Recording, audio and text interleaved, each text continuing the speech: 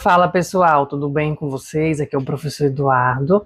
A gente vai fazer uma aula sobre atendimento corporativo. A primeira, tá bom? A gente vai começar abordando três elementos que são chaves para um atendimento excelente, tá bom? Então, o primeiro que não pode faltar, gente, é a questão de cordialidade e educação. O que seria isso? Quando o cliente chega, a gente precisa de uma abordagem de recepcionar ele. Olá, tudo bem? Bom dia. Como posso lhe ajudar? Então você faz aquele cumprimento e com um sorriso verdadeiro. Não vão fazer um sorriso robotizado que o cliente vai perceber. Segundo tópico da cordialidade e educação é ouça e mostre compaixão.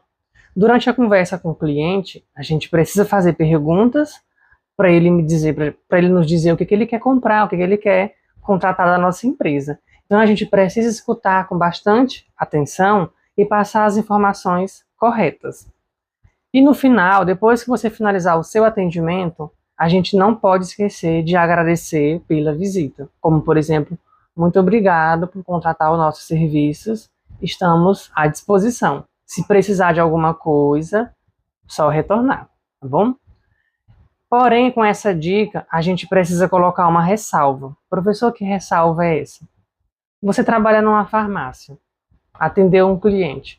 Você não pode utilizar o volte sempre, não é verdade? Por quê, professor? Gente, volte sempre. Ele foi comprar um medicamento porque está doente.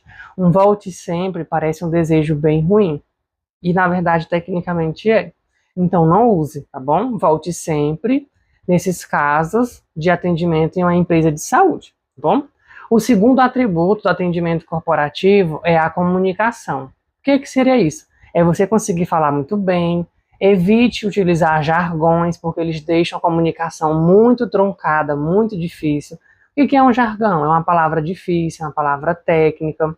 Então, assim, evitem. Sempre fale com bastante clareza. Além disso, nós como atendentes, a gente tem que estar preparado para passar informações difíceis de forma fácil. Então, sempre simplifique a mensagem que você passa para o consumidor, tá bom? E o último atributo do atendimento corporativo, que a gente não pode esquecer, é a questão de limpeza. O que envolve a limpeza? A empresa, o ambiente, ele tem que estar limpo, organizado, porque caso contrário, isso passa a impressão que a empresa ela não tem atenção com relação aos detalhes. E isso pode dar a entender que os processos da empresa eles são ruins, eles são ineficazes. Então a limpeza conta. Até pergunto para você, você gostaria de comprar um produto de uma loja que você vê que é tudo bagunçado, tudo desorganizado? Dificilmente não, tá bom? Então, esses são os três pilares que a gente aborda em um atendimento corporativo. Nesse sentido, gente, eles são mais abordados, essas orientações iniciais, no atendimento presencial, tá bom? Que é aquele cara a cara, contato físico. Porém, a gente tem ainda mais outros tipos de atendimento, que é o atendimento por e-mail. Vocês já devem ter usado o e-mail. É uma forma de você mandar mensagens em texto. E qual que é o detalhe, professor, do atendimento por e-mail?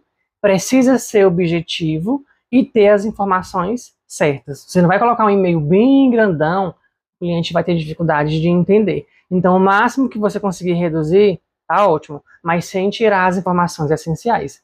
Esse exemplo que eu coloquei é um atendimento de devolução. O assunto bem resumido, bem objetivo, e vem o cumprimento, ó, que é a saudação inicial. Olá, prezado, bom dia. Se eu não sei o nome do cliente, é prezado. Se eu sei o nome, é o nome dele ali. E depois vem o texto do e-mail. Seu pedido de devolução foi realizado, o número é 1525, com previsão de finalização no próximo sábado, 20/12. Então, a informação já foi limpa e objetiva. E no final, a minha apresentação. Atenciosamente, Eduardo Silva, atendente. Tá bom? Nós temos também o atendimento por WhatsApp, que eu sei que vocês usam o WhatsApp, mas será se vocês, para fazer um atendimento com o consumidor, vocês saberiam utilizar? Primeira dica, linguagem clara.